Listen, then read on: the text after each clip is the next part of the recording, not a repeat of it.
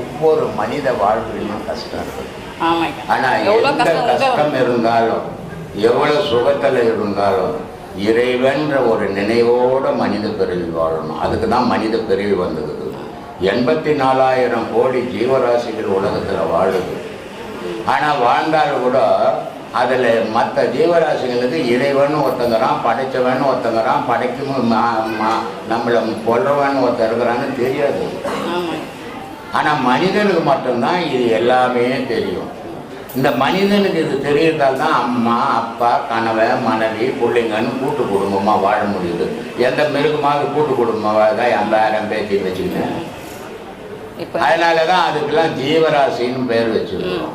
அதுக்குலாம் உயிர் இருக்குது, நமக்குன்னா உயிர் இருக்குது. ஆனால் நம்மளை ஜீவன் சொல்லிக்கலாம். அந்த ஜீவன் சொல்கிறோம். நம்மளை விட பல மடங்கு உயர்ந்த யானையை கூட ஜீவன் தான் சொல்கிறோம். ஒன்றுத்துக்குமே உதவாத எறும்பை கூட ஜீவன் தான் சொல்கிறோம்.